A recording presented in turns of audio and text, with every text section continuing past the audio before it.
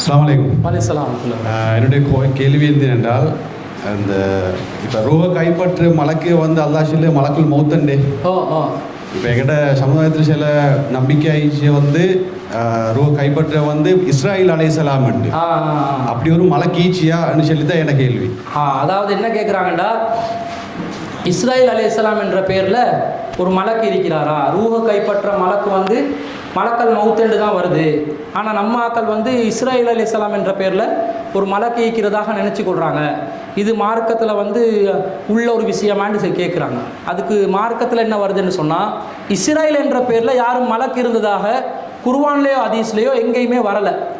ஒரு இஸ்ராஃபீலை பற்றி வருது. மலக்குமார்கள் சம்பந்தமாக நாங்கள் நம்பிக்கை கொள்கிற நேரத்தில் சரியாக நாங்கள் நம்பிக்கை கொள்ளணும். சில இடங்களில் வந்து மலக்குமார்கள் சம்பந்தமாக பேர்கள் இடம் பெற்று வருது. உதாரணமாக ஜிப்ரீல் அலைஹிஸ்ஸலாத்துல பேர் வருது, மீகாயில் அலைஹிஸ்ஸலாத்துல பேர் வருது, இஸ்ராஃபீல் என்ற பேர் வருது, சூர் ஊதப்படுற அந்த மலக்கு சம்பந்தமாக வருது. ஆனால் இஸ்ராயில் என்ற பேரில் குர்ஆன்லையும் ஹதீஸ்லையும் மலக்குமார்களுக்கு பேர் வரப்பட்டிருக்குதான்னு சொன்னால் எங்கேயுமே அப்படி வரலை. இஸ்ராயில் என்றது யாருன்னு சொன்னால் பனு இஸ்ரவேலர்களுக்கு சொல்கிற பேர். யாக்கூப் அலைஹிஸ்ஸலாத்தோட பட்ட பேர் வந்து இஸ்ராயில். இப்ராஹிம் நபியோட 2 பிள்ளைகள் இருந்தாங்க. ஒன்று இஸ்மாயில் அலைஹிஸ்ஸலாம், இஸ்ஹாக் அலைஹிஸ்ஸலாம். இஸ்ஹாக் அலைஹிஸ்ஸலாத்துடைய மகன் யாக்கூப் அலைஹிஸ்ஸலாம்.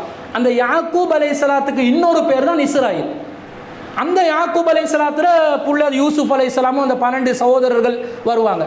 அவங்களால தான் பனு இஸ்ரவேலர்கள் பிரிகிறாங்க.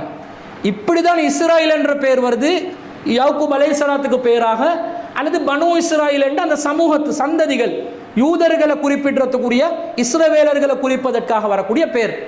இது அல்லாமல் வானவர்களுக்கு இஸ்ராயில் என்ற ஒரு பேர் இருக்கிறதா வரல. ஆனால் எப்படி வருதுன்னு சொன்னால், அல்லாஹ் தஆலா உயிரை கைப்பற்ற மலக்குமார்கள் சம்பந்தமாக பேசும்போது அந்த உங்களுக்காக நியமிக்கப்பட்ட மலக்குள் மௌத்துள்ளதி உக்கிலபிக்கும், உங்களுக்காக நியமனம் செய்யப்பட்ட உயிரை கைப்பற்றும் வானவர்கள் அவங்க தான் என்ன செய்வாங்க, உங்களை வந்து கைப்பற்றி கொள்வாங்கன்னு வருது. ஒரு மலக்காகவும் வருது. சில இடங்களில் பல வானவர்கள் வருவார்கள் என்னும் வருது. வந்து அவங்க என்ன செய்வாங்களாம், யலுரிபூன உஜூஹும் வஅத்பாரஹும், அவர்களுடைய முதுகுகளுக்கும் முகங்களுக்கும் அடித்து தண்டனை கொடுத்து உயிரை கைப்பற்றி கொள்வார்கள் என்று வருது. அப்போ பன்மையாக வருது. யலுரிபூன் அடிப்பார்கள். யலுரிபூன் என்றால் பன்மையான சொல். யலுரிபு என்றால் ஒருவர் அடிப்பது, யலுரிபூன் என்றால் பன்மையாக அடிப்பது. ஒரு உயிரை கைப்பற்றும் போது ஒவ்வொருத்தருக்காக நியமனம் செய்யப்பட்ட ஒரு மலக்கல் மௌத்தும் இருப்பார். பலரும் வந்து அந்த உயிரை கைப்பற்றுவதற்காக வருவார்கள் என்றும் வருது. ரசூலா சொல்கிறாங்க, ஒருத்தருக்கு உயிரை கைப்பற்ற வரும்போது ஒரு நல்ல அடியாராக இருந்தால் சலாம் சொல்லுவாங்க வானவர்கள். இப்போ எங்களுக்கு சக்கராத்துடைய நேரத்தில் சலாம் சத்தம் ஒன்று கேட்டுச்சேன்டா ஒரு சின்ன அடையாளம், நாங்கள் சொர்க்கத்துக்கு போக போகிறோம் என்று சலாம் சத்தம் கேட்குது. கிட்டைகிறாக்கள் சொல்கிற சலாம் இல்லை, மலக்குமார்கள்ட சலாம் சத்தம். சக்கராத்தில் இருக்கிறவருக்கு விலகிச்சேன்டா அந்த உசுரை கைப்பற்ற போகிறாங்க, சலாம் வந்துருச்சு, யாருக்கும் சொல்ல முடியாது, டைம் இல்லை, அடுத்த செகண்ட் உயிர் போயிடும். அவங்க என்ன செய்வாங்கன்னா அந்த உயிரை கைப்பற்றி ஒரு வெள்ளை துணி, கஃபன் துணி ஒன்று சொர்க்கத்திலிருந்து கொண்டு வந்து அந்த உயிரை அதில் வச்சு அதை என்ன செய்வாங்க, வெள்ளை நிறத்தில் வந்த வானவர்கள், வெண்மையான நிறத்தில் உள்ள வானவர்கள் அந்த உயிர் அப்படியே ரூஹ் எடுத்துக்கொண்டு முதல் வானத்துக்கு போவாங்க.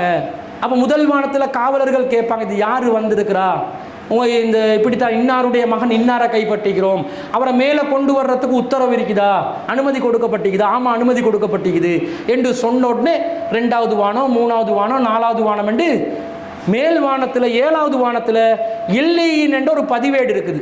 அந்த பதிவேட்டில் நல்லடியார்ட பேரை பதிவு செய்துவிட்டு அவங்க என்ன செய்வாங்க, மீண்டும் சவக்குழிக்கு வந்து அந்த ஜனாசாவுடைய உடலில் அந்த உயிரை திரும்ப வந்து சேர்த்துருவாங்க என்று வருது. ஏண்டா கபருடைய வாழ்க்கை போகணும் தானே, சேர்த்துருவாங்கன்னு வருது. கெட்டவங்களாக இருந்தால் பூமியில் வானத்துக்கு போவாங்க, அது துர்வாடை அடிக்கும், வானத்தில் வாசல்கள் திறக்கப்படாது, அனுமதி கொடுக்கப்பட மாட்டார்கள், மீண்டும் பூமிக்கு அனுப்பப்படுவார்கள். பூமியிலே அடிப்பாகத்திலே அடி பாதாளத்திலே சிஜ்ஜீன் என்ற ஒரு பதிவேடு இருக்கிறது, அதிலே பதிவு செய்யப்பட்ட பிறகு அந்த ரூஹு வந்து அந்த உடலில் சேர்த்து விடுவாங்கன்னு வருது.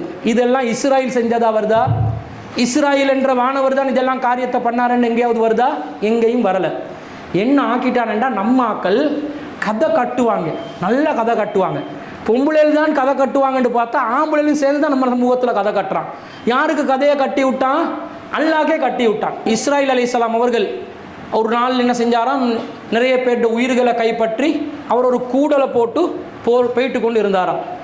அப்போ இந்த மொய்தீன் அப்துல் காதர் ஜீலானி ஆண்டவரை வந்து ரொம்ப பக்தியாக வழிபட்ட ஒரு பக்த கோடியில் ஒருத்தர், ஒரு பெண்மணி, அவருடைய மகண்ட உயிரை கைப்பற்றினதை வந்து மொய்தீன் அப்துல் காதர் ஜீலானிக்கு உடனே வந்து முறையிடுறாங்க. பாருங்கள், இன்றைக்கு என் மகன் மௌத்தா போயிட்டாரு அப்படின்னு சொல்லி ரொம்ப கவலைப்பட்டு அழுகிறாங்க. அப்போ மொய்தீன் அப்துல் காதர் ஜீலானி பார்த்தா, என்னடா நம்முடைய பக்தர் ஒருத்தருட மகனை வந்து கைப்பற்றி கொண்டு போகிறாங்க, இதை நான் எப்படியாவது உசுரை மீண்டு கொடுக்கணுமே அப்படின்னு சொல்லி இப்படி வானத்தை பார்த்தாராம். பார்க்க போகல இஸ்ராயில் அலைஹிஸ்ஸலாம் என்ன செஞ்சாங்களாம், என்னோட ஊரில் வந்து பெலும் விற்பாங்க, பெலும் மாமா மாதிரி எல்லாம் கூடக்குள்ளே உசுரை போட்டுக்கொண்டு நடந்து கொண்டு போனாராம். இவர் இஸ்ராயில், மிஸ்டர் இஸ்ராயில், மிஸ்டர் சொன்னாரோ தெரியலை, நில்லு, அது ஏன் என்னன்னு கேட்டாராம். அந்த இன்னார்ட மகன் இன்னாரை மட்டும் விட்டுட்டு மற்ற எல்லாத்தையும் எடுத்துப்போம். அவன் சொன்ன, அதெல்லாம் இயலாது, அப்படி எடுத்து போவேலுமா, அப்படி விட்டுட்டு போவேலுமா, அல்லாட கட்டளை இல்லையா நான் நிறைவேற்றேன். நான் சொல்கிறேன் விடு. அவர் விட மாட்டேன்ட்டார், நான் அல்லாட கட்டளையே தான் செய்வேன். அப்போ இவர் என்ன செஞ்சாராம், ஒரு சாட்டை ஒன்று கையில் இருந்துச்சான், எடுத்து ஒரு அடி காலுக்கு. யார்கிட்ட? இஸ்ரேலர்ஸ் எல்லாத்துக்கு காலையும் டிசைன் பண்ணிட்டாங்க. அவங்க வானவர்கள் ரெக்கைகளோடு இருப்பாங்க, கால் முளைச்சதெல்லாம் வரலை. ஜிப்ரீல் அலைஹிஸ்ஸலாம் மனித வடிவத்தில் வரும்போது தான் காலோடு வருவாங்க. இவர் வானவர்கிட்ட காலுக்கு ஒரு சாட்டை அடி அடிக்க அவர் கால் தடுமாறி விட, இவன் வந்து 1980 சொச்சங்களில் 70 சொச்சங்களில் எம்ஜிஆர் சிவாஜியோட படம் பார்த்தானோ தெரியாது, இந்த கதையை அடித்து விட்டுக்கிறான். அவர் வந்து கூட அவர் வலிக்கு விழ கூட விழுந்திருச்சான், கூட துறப்பட்டு அந்த நாள் மரணித்த அனைவருடைய ரூகுகளும் மீண்டும் ஜனாசாவுடன் வந்து சேர்ந்து விட்டது. மொய்தீன் மௌலூத்ல ஹிகாயத்தில் எழுதி வைக்கிறாங்க. எப்படி என்று பாருங்க. மொய்தீன் ஆண்டவரை புகழ்றதுக்காக வேண்டி இந்த மாதிரி ஒரு கட்டுக்கதையை கப்சாவை போட்டு இஸ்ராயில் இஸ்ராயில் போட்டதுனால 2-3 ஜனாசா போச்சுன்னா நம்ம ஊரில், இந்த பக்கம் இஸ்ராயில் அலைஹிஸ்ஸலாம் சுத்துறாரு போல எங்கள் ஆக்கள் பேசிக்கொள்றது. அப்படி ஒரு நம்பிக்கை இது பாருங்க. வானவர்களை சரியாக நம்பில்லை, ஈமான்ல ஓட்டரிக்குதுன்னு அர்த்தம். மலக்குமார்கள் ஆமந்து பில்லாஹி வ மலாயிகத்தி என்று வருது. வானவர்களை சரியாக நம்பணும். வானவர்களை நம்புறதுல இஸ்ராயில் என்ற ஒரு மலக்கு தனி பேரில் இல்லைன்றதை நம்பணும். அதுக்கு மாற்றமாக பல பேருடைய நம்பிக்கை இருக்கிறத பார்க்குறோம். அப்படி ஒன்றும் இல்லை.